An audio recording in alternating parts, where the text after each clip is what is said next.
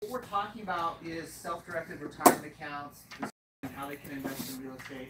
My book, which I did bring, is the #1 book on the subject. It's the Self-Directed IRA Handbook. It sold 20,000 copies. It was an Amazon bestseller when it first came out. It was the #1 book in the retirement plan category the first week it came out, which was really cool. Every company that does self-directed retirement accounts buys my book in bulk and gives it to their employees.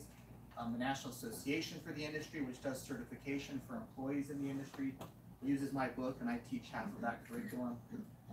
So the book is kind of like been vetted, you know, and if you've read it, for those that have read it, you know, I've taken the time to not just, you know, blab about like, you know, pie in the sky stuff and, well, you could or you couldn't, like I'm trying to give you straight answers and I have all the cases and stuff that backs it up. So it's 20 bucks. It's also on Amazon too. It's an ebook. I'm recording the audiobook. I've been saying that for about six months now, but I really am passionate. Okay, well, let's just get into the topic now.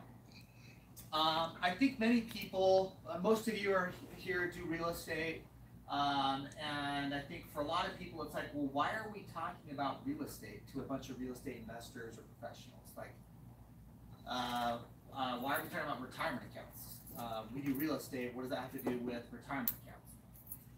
Really, there's 28 reasons why the real estate industry, and those of you who are doing real estate need to understand this. There's $28 trillion in retirement accounts in the US right now. That is the most investable section of money in the world, period. There's no more concentration of money greater than that. $28 trillion is in retirement accounts in the United States. I mean, the only time I ever use the word trillion is when I give this presentation, okay? And, you know, when retirement accounts first came out, it was interesting because in like the 70s when retirement accounts first came out, you know, when 401ks and IRAs first came out, the financial services industry saw that people liked them. People were like, hey, I get tax deductions when I put my money into it.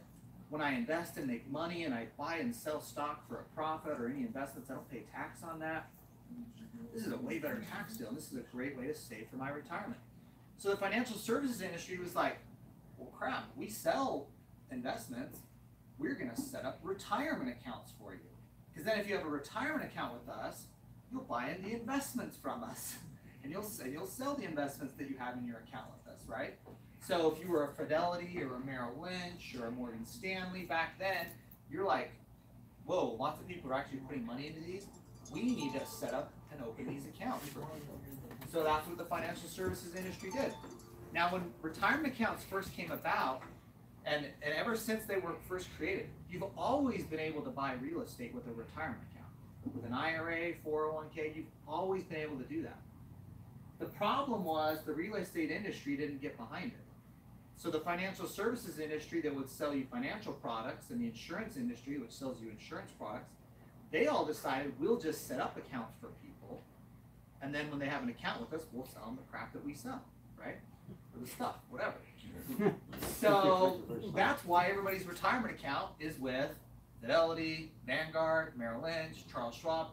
They're with all the places that sell you financial products, okay? And that's fine, you know, if that's your thing and you're good at it, then great, go do that. But for many of you who may do real estate, it's like, why are you buying that stuff? You don't really have a competitive advantage, and we'll talk about that here more in a second. So this 28 trillion is out there. Retirement plans can invest in it and buy real estate with that 28 trillion. And there's a lot of important ways to look at that number. Here's a few key points just to make. Why do people use retirement accounts in general? You know, like if I bought Apple stock at $100 a share in my personal name, right? And I sold it for $150 a share in my personal name. Matt Sorensen bought it, Matt Sorensen sold it. I made $50 a share.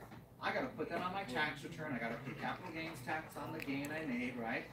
Now, if I bought that stock in my IRA or my 401k, I buy it for $100 a share. I sell it for $150. That money goes back into my retirement account, right? And I don't pay any tax on it, right? It's building up in my retirement. I get to pull the money out of retirement. So it's building up long-term wealth in the retirement account, making wise investments, I'm not paying taxes, I'm making money. It's a good tax deal. Well, the same thing works for real estate. If I bought a property for $100,000, I sell it for $150 in my retirement account, that money goes back in the retirement account, and I don't pay any tax on the gain. So if I did that personally, obviously, if you're buying real estate personally, and you guys are doing it, and I know many of you you're making money on it, you're paying tax, right? So this is a way, what we're talking about is how to use your retirement account to build it up. It's a long-term wealth building strategy in a tax-efficient way. Because I'm not paying tax, again, when I sell and make profit on what I'm making in my IRA. So there's a tax deal for it. The other reason is, remember, this is where all the money's at. Okay? It's $28 trillion. It's the most investable section of cash in the world, period. And if you're out there trying to fund a real estate deal, and you don't know how retirement plans can be invested, you're cutting yourself short, because that's where all the money is. Just even think of, just guess of your family members or neighbors or people who you may talk to invest in a real estate deal with you. Guess where they're most likely to have more than $50,000 available to invest. It's not in a savings account, waiting for your real estate deal. It's probably in their IRA 401k, okay? And so, but do you know how that money can be used in your deal? And that's what we'll talk about today. So, also, you may be, I mean, you know, that 28 trillion, many of you have your own little sliver of this 28 trillion, right? And I want you to be thinking about, how can I do better than whatever I'm doing right now? Can I be investing it into real estate where I may feel more comfortable and may feel like I have a competitive advantage and can get a better return? So there's a lot of ways to think about that big number of 28 trillion. Let me tell you why I got into self-directed IRAs in the first place. So this was 2006. I've been a lawyer for a couple of years, and I was working with Mark, my partner at the time, and he'd done this. He'd probably done 20 or 30, maybe 50 self-directed IRA deals by then. So he kind of figured out the basics, but we were still like, we were just trying to figure it out, quite honestly. And I had this client coming to me in 2006. He was a very successful real estate investor and developer.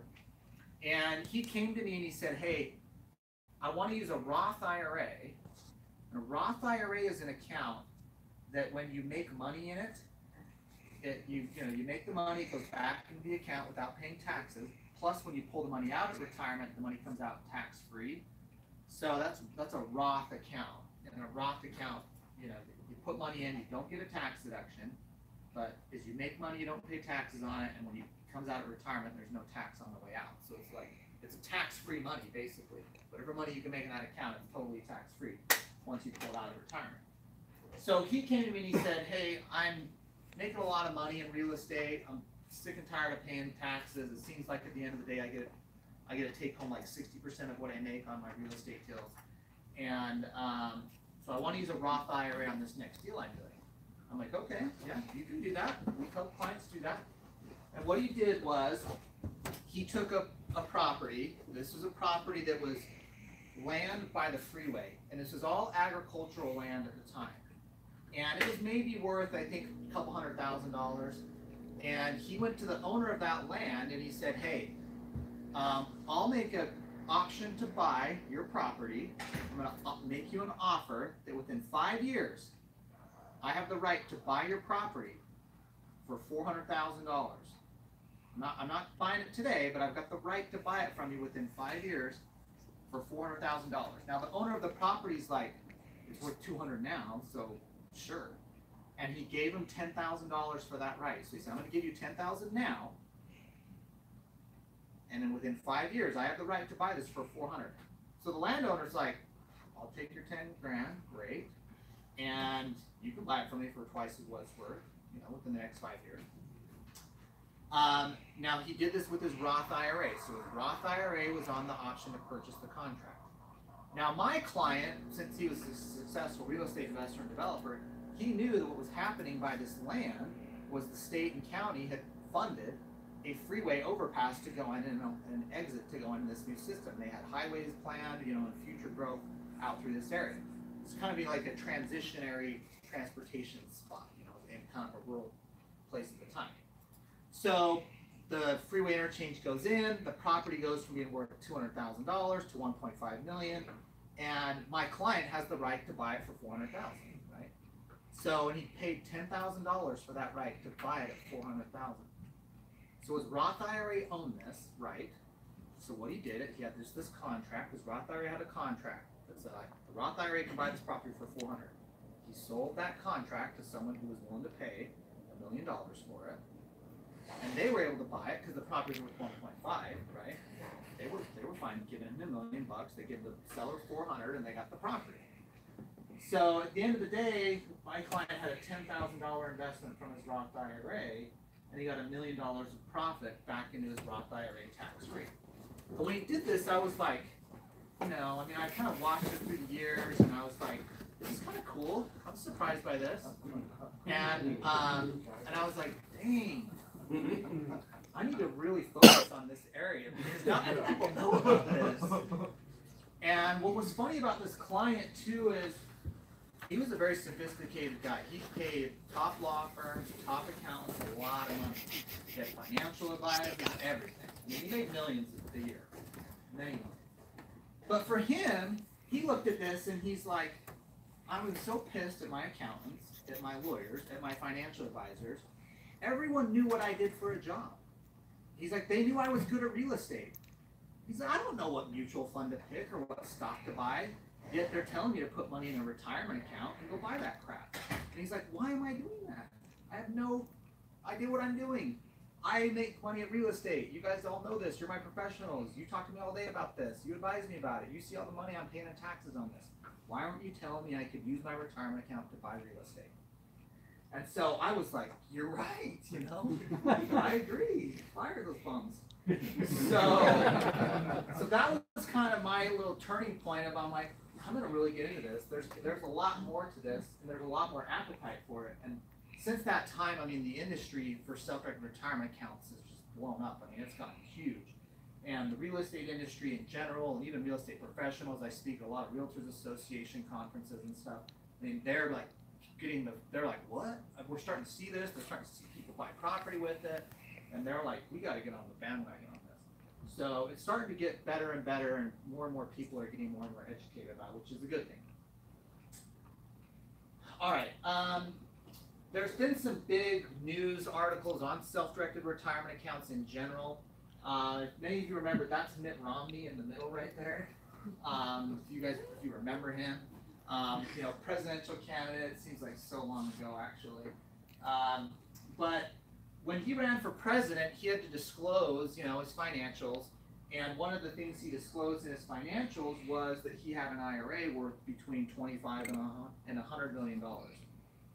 I don't know why, but that's like